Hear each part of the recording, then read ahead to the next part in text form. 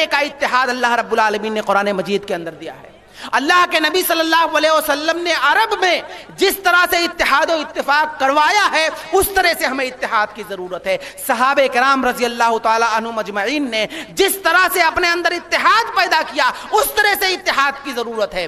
اللہ رب العالمین نے قرآن مجید کے اندر توحید کو جو سمجھایا ہے، اللہ کے نبی صلی اللہ علیہ وسلم کے ذریعے سے توحید کو جو سمجھایا ہے اس طرح سے ہمیں اتحاد پیدا کرنے کی ضرورت ہے۔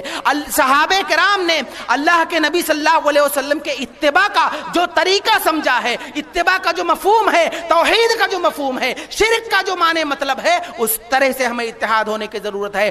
اگر ہم شرک کے مفہوم کو ایسا نہیں سمجھ رہے ہیں جس طرح سے صحابہ نے سمجھا، ہمارے اندر اتحاد نہیں پیدا ہو سکتا۔ توحید کے مفہوم کو جس طرح سے صحابہ نے سمجھا، اگر اس طرح سے ہم نہیں سمجھیں گے ہمارے اندر اتحاد پیدا نہیں ہوگا۔ اتباع رسول کا مطلب جو صحابہ نے سمجھا، اگر ہم اس طریقے سے اتباع رسول کا مفہوم نہیں سمجھیں گے تو ہمارے اندر اتحاد پیدا نہیں ہوگا۔ اتحاد پیدا کرنے کے لیے ضروری یہ ہے کہ اگر ہم لوگوں میں اتحاد پیدا کرنا چاہتے ہیں اور صحیح اسلامی اتحاد پیدا کرنا چاہتے ہیں تو قرآن کریم کی آیت کریمہ کے ذریعے، اللہ کے نبی صلی اللہ علیہ وسلم کے حدیثوں کے ذریعے اور صحابہ کرام کو ہم آئیڈیل بنائیں۔ صحابہ کرام نے کس طرح سے کتاب اللہ کو اپنے سمجھا، صحابہ کرام نے اللہ کے نبی صلی اللہ علیہ وسلم کی شریعت کو کس طرح سے سمجھا، یہ ہمیں سمجھنے کی ضرورت ہے۔ جب ہم اس چیز کو سمجھ جائیں گے ہمارے اندر اتحاد پیدا ہوگا۔ اگر ہم اس چیز کو نہیں سمجھیں گے، اپنے طور سے اتحاد پیدا کرنے کی کوشش کریں گے تو اتحاد نہیں ہو سکتا ہے۔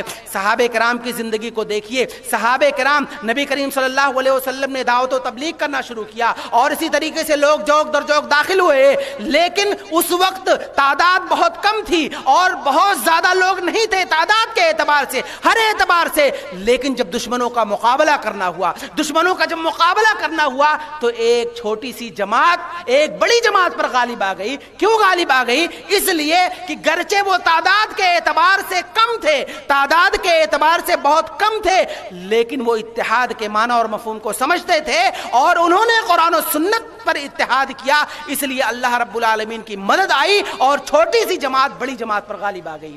آج مسلمانوں کی اتنی بڑی تعداد ہے، مسلمانوں کی اتنی بڑی جماعت ہے اور اسی طریقے سے تعداد کے اعتبار سے بہت زیادہ ہے، لیکن مسلمانوں کی حیثیت ختم ہو چکی ہے، مسلمانوں کا مقام